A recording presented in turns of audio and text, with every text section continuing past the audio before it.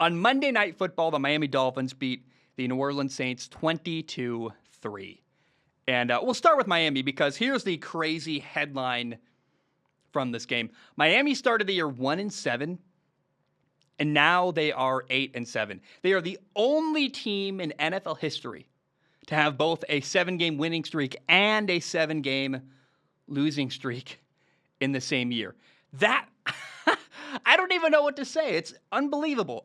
Head coach of the Dolphins, Brian Flores, is being considered as maybe the coach of the year now for the turnaround. To go start 1-7 and keep your team going, keep your team battling, and fight all the way back to an above 500 record. And by the way, if the playoffs started today, Miami would be the number 7 seed. That is unbelievable. That's crazy. And I thought the AFC East was going to have 3 playoff teams. I thought Buffalo, New England, and Miami were all going to get in. But I don't know that Miami's even going to get in. We'll talk about that in a moment. But the turnaround Miami has made, it's incredible. And it deserves a lot of praise. It's very cool. I had a lot of fun watching Miami win on Monday night. Dolphins quarterback Tua Tagovailoa played fairly well. He was 19 for 26 passing with 198 yards, 1 touchdown, 1 interception. The interception was him forcing a throw vertically into coverage. He actually had a deep dig wide open. He threw that even beyond that, farther downfield into coverage, got picked off.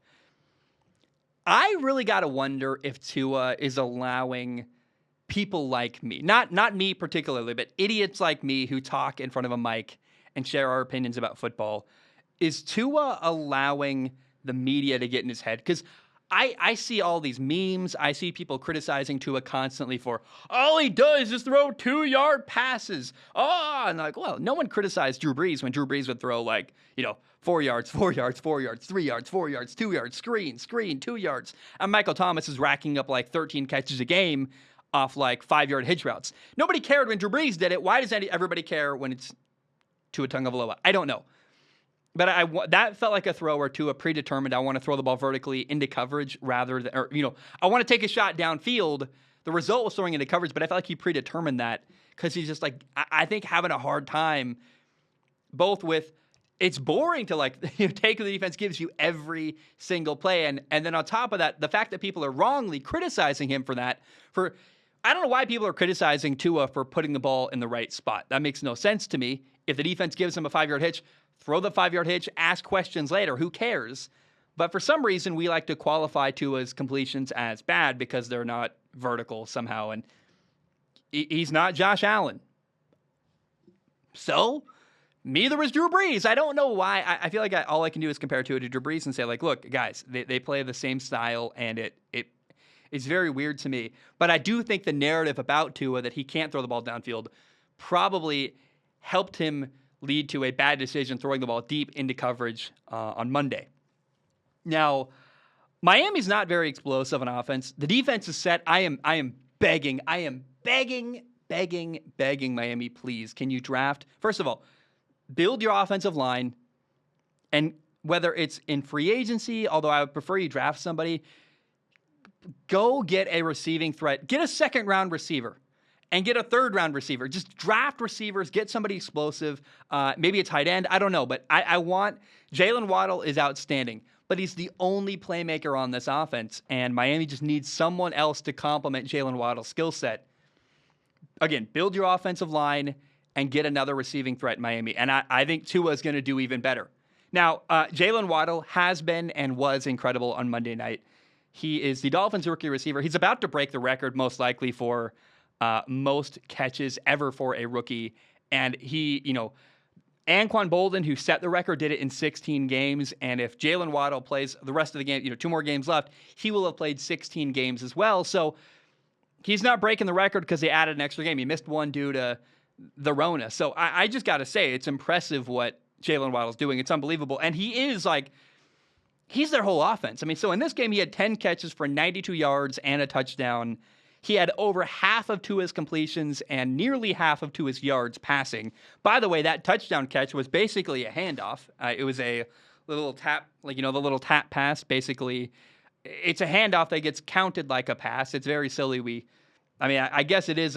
Tua technically threw it 2 inches into Jaylen Waddle's hands, but Jaylen Waddle, I don't know if you can compare other than the quarterback, maybe, Jaylen Waddle is the most important player on offense in Miami. I am not a betting man, but if Jaylen Waddle got injured, I'd be like, oh, they're going to like, I would, whatever, however betting works, I'd be like, look, dude, they're going to be horrible on offense in Miami because he's everything to them. He is.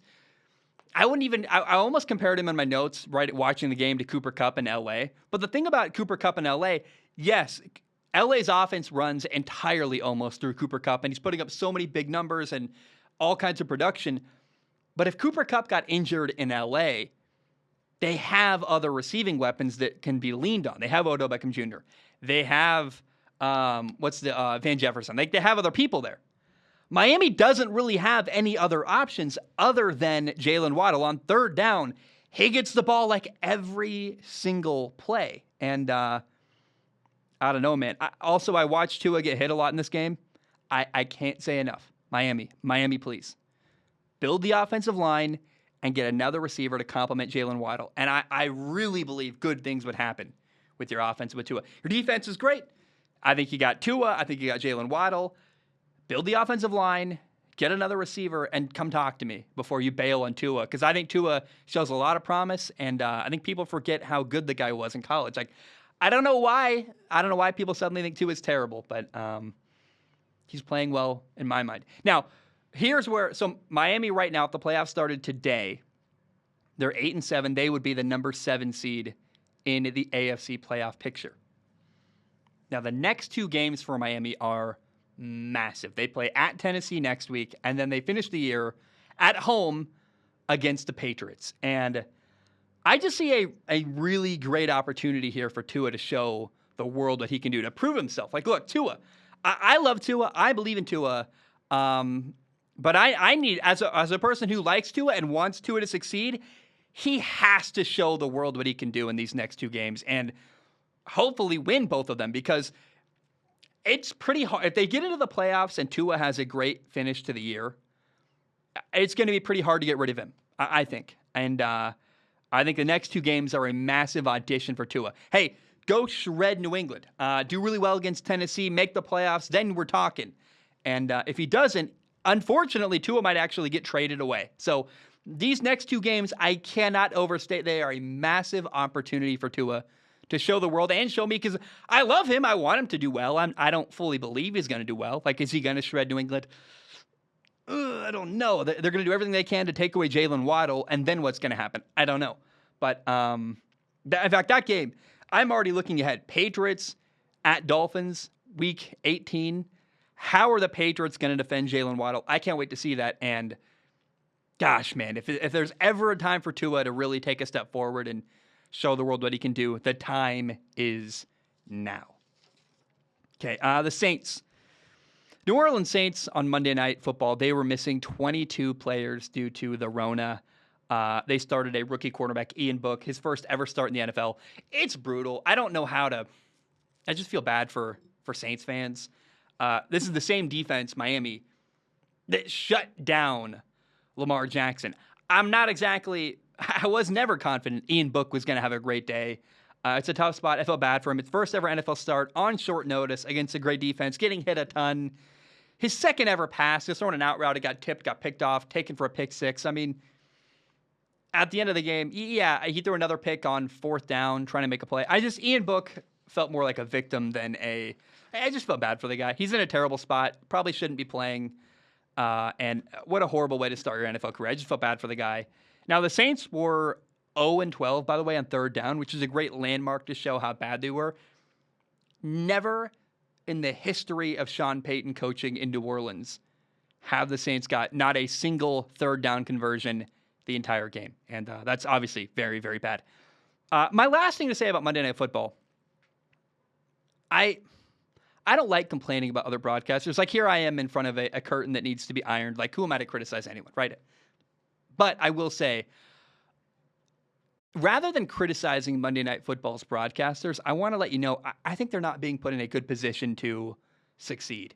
And if you listen to any football game, college football, pretty much any NFL game, there are two broadcasters. There is a play-by-play guy who talks while the play's happening. He's at the 40, the 50. Rodgers looks. Rodgers throws down the right sideline. Like that guy who tells you what's happening. You can watch it, but he's going to tell you what's happening as you watch it.